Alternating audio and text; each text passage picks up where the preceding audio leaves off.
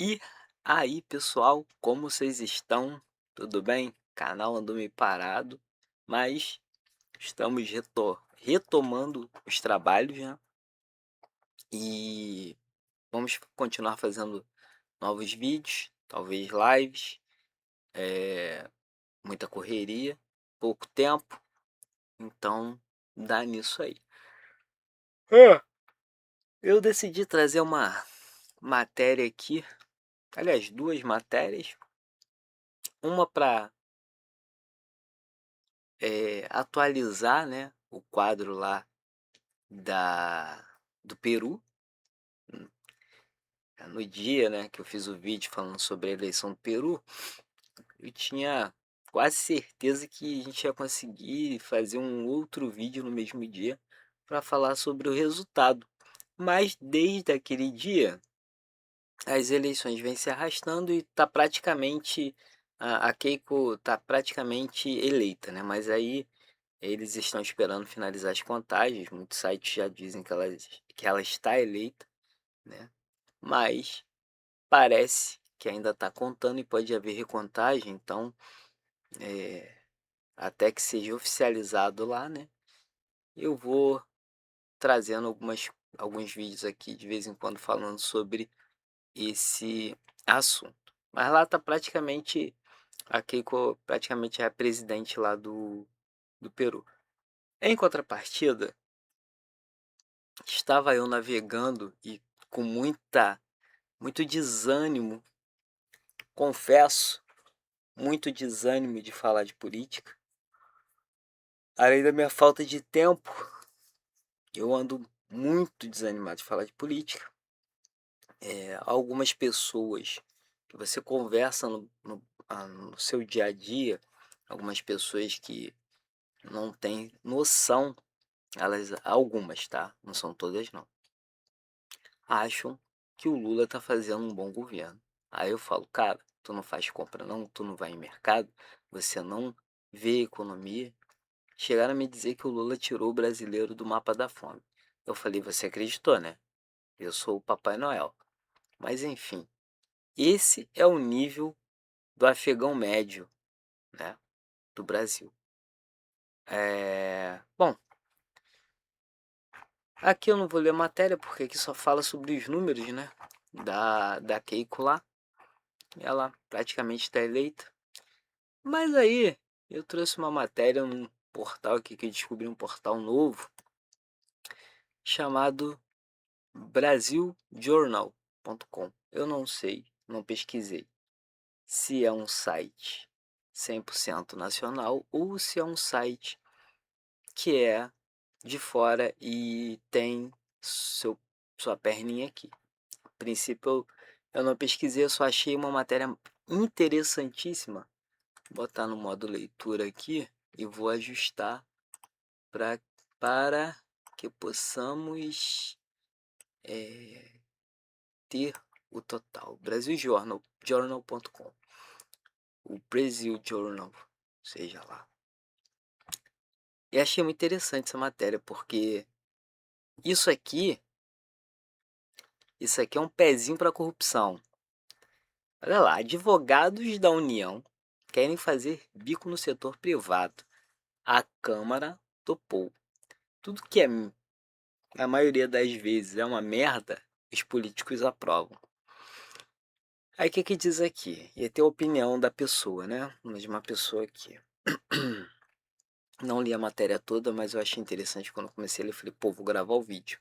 E aí eu vou fazer uma reação dessa matéria logo na gravação. Quando as pesquisas mostrarem o descrédito do brasileiro nas instituições, ninguém se faça de desentendido. Já começa com a pedrada aqui. Olha só. A Câmara aprovou o PL 5531-16, que permite a advocacia em causas do setor privado para procuradores federais. É isso mesmo que você está ouvindo. O projeto permite que advogados do setor público advoguem em causas do setor privado. Bom, né? Bom, como se os caras ganhassem pouco dinheiro, né? O projeto que partiu do executivo, partiu do executivo, né, da presidência da República, segue agora para o Senado. Na minha concepção, isso qual é qual, qual é a sinalização disso? É jogar todo mundo junto para quando houver um escândalo tipo Master, eu vou chegar lá, as pessoas acharem normal. Não, mas está na lei. A lei permite que o advogado advogue para outros clientes que não sejam o setor público, né? O projeto que partiu do executivo segue agora para o Senado. Eu espero que o Senado barre.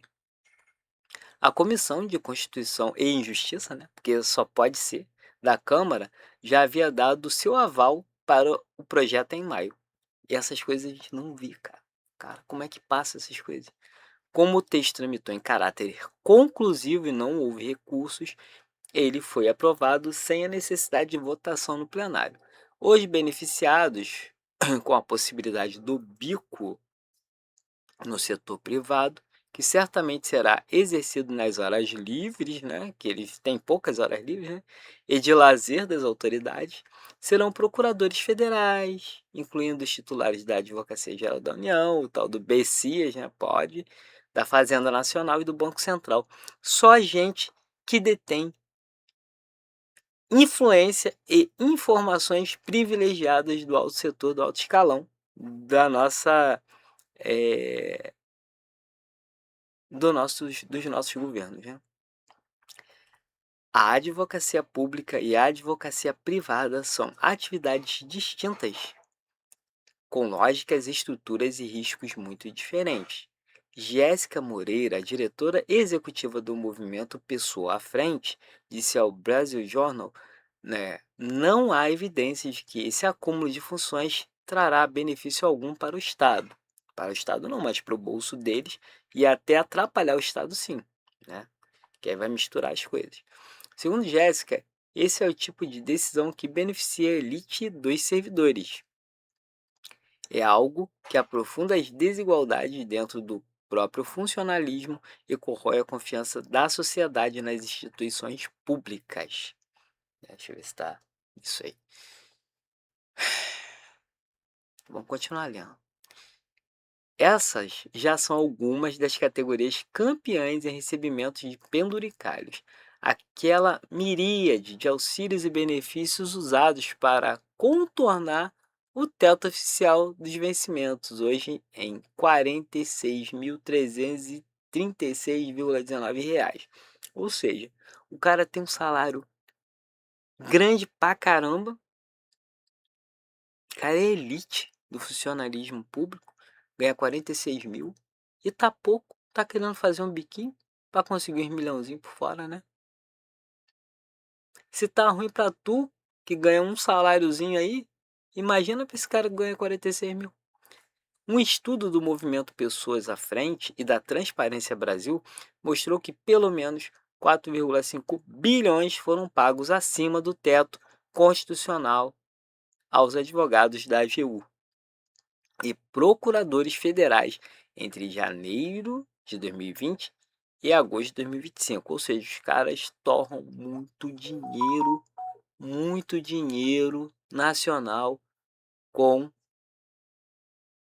pouca entrega. Porque o que os caras fazem é beneficiar mais a bandidagem do que o cidadão comum, né? A verdade é essa. As principais fontes desses pagamentos adicionais foram os honorários advocatícios de sucumbência relativos às causas da União em que eles atuam. Esses honorários, regulamentados em 2016, são pagos pelas partes perdedoras dos processos que envolvem a União e também nos casos de cobranças administrativas. Ou seja, tudo que o Estado recolhe, né, daquilo que eles ganham, né, contra terceiros, vai para o bolso dessa turma, pelo que eu estou entendendo aqui. Posso estar errado? Posso. Mas boa parte, vamos dizer assim, não tudo, mas boa parte do que o Estado ganha, eles pagam esses honorários aí para os advogados, que já tem aquele saláriozinho porreta, né? De 46 conto. Um levantamento da Folha, a partir de informações do portal de transparência, mostrou que os integrantes da AGU, lá do Sobecir, né, receberam um valor recorde de 6,1 bilhões em honorários de sucumbência no ano passado. Essas remunerações foram quase o triplo do total de 2024 e dispararam por causa de pagamentos retroativos. O que acontece, galera? Se o Estado tem uma causa contra você, aí vamos ser sinceros. Qual é a chance de você vencer o Estado?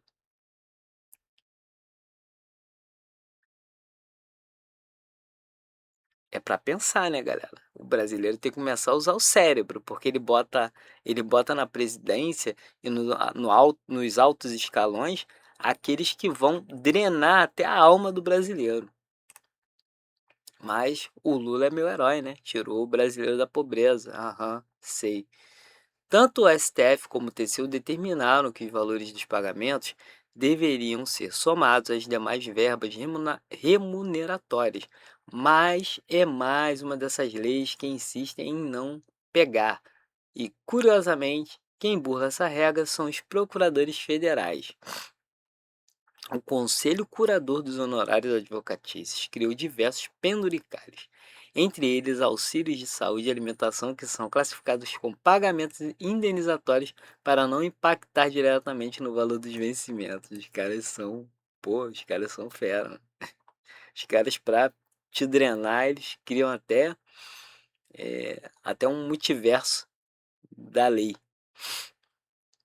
Pelo PL do bico institucionalizado, os procuradores, ao menos, não poderão atuar em casos contra a União, autarquias federais e empresas públicas federais.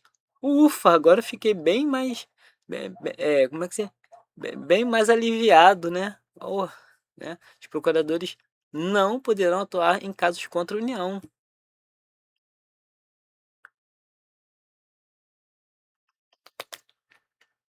Nice, man. Tem uma regrinha aí, né? Vamos chegar lá. De acordo com o texto aprovado na Câmara, a AGU manterá uma lista em seu site de todos os procuradores que optarem por trabalhar em casos do setor privado, tudo em nome da transparência. O risco, como em casos desse tipo, será o efeito cascata dessa legislação e o privilégio do bico no setor privado poderá ser estendido para os procuradores estaduais. Para mim, é o contrário. A advocacia privada vai se tornar o ganha-pão deles e o setor público o bico, uma fonte com amplo trânsito em Brasília, disse ao jornal. A palavra agora está com o Senado. Então, vamos lá. Os caras que têm conhecimento do alto escalão do governo, tendo acesso a processos de entidades, é, de entidades privadas que querem chegar com algum contratinho, com alguma coisinha lá dentro do Congresso, aí tem lá o BC, já fazer um trabalhinho, né?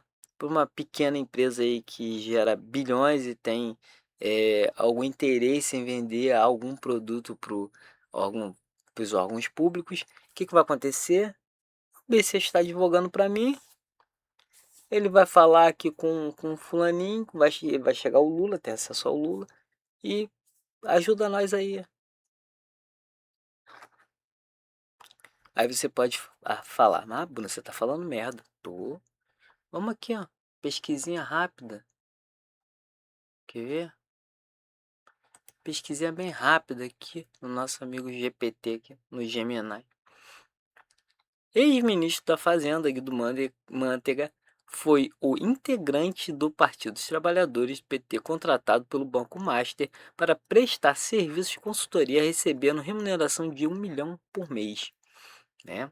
Detalhes do caso: a indicação, de acordo com as investigações e apurações jornalísticas do portal Metrópolis, a contratação do ex-ministro teria sido indicada pelo senador Jacques Wagner, PT da Bahia, atual líder do governo no Senado, e que agora ele saiu, né, depois dos escândalos, né, cara, todos eles passam pelo mesmo crivo, né? É um é um. Como é que se diz? Aquela propina que o cara fala, vou te dar um apartamento, aí o apartamento não é meu, era do meu amigo, comprou para mim. É tipo os argumentos do Lula, né? Os caras se copiam, até no crime. Não tô dizendo que o do Lula foi assim, mas lembra, né? O triplex lembra bastante esse caso aqui. E aí, ó, o objetivo, a função de Manteiga na consultoria seria a de intermediar e viabilizar as negociações da venda da instituição controladora pelo banqueiro Daniel Vorcaro para o Banco BRB. Então, assim, esse aqui é o resumo, um resumo do que está acontecendo é, é, no caso Master. E isso aqui é a porta de entrada para a corrupção institucionalizada, né, de vez, entre os agentes públicos e privados aí do nosso Bananil. Então é isso, gente. Não vou comentar mais nada. Essa é a matéria, essa é a informação. Vou deixar o link na descrição. Se você gostou do vídeo, não se esqueça de curtir, compartilhar. Se você achou que eu falei bosta, comenta aí. Se você achou que eu falei coisas que tem é, fundamento, comente aí também, ajude o canal a crescer. Eu vou continuar fazendo meus videozinhos aqui, como quem não quer nada. Vai que um dia, né, dá tudo certo aí, YouTube me paga uma bolada. Brincadeira, galera. Mas se me pagasse uma bolada, tô precisando de dinheiro mesmo, pagar as contas. Gente, fiquem todos com Deus, não se esqueça de agradecer a Papai do Céu, de entregar tudo na mão dele, porque nos piores momentos e nos melhores ele tem que estar conosco. Porque nos melhores, para nós lembrarmos de agradecê-lo pelas boas coisas que passamos, que ele nos provê, e nos piores, pelo sustento que ele nos dá para vivenciá-las e não esmorecer. Não se esqueçam, meus velhinhos, de tomar os remedinhos, se hidratar e se alimentar direito. E fazerem exercícios físicos, muito importante. Fiquem todos com Deus. Fui, pessoal.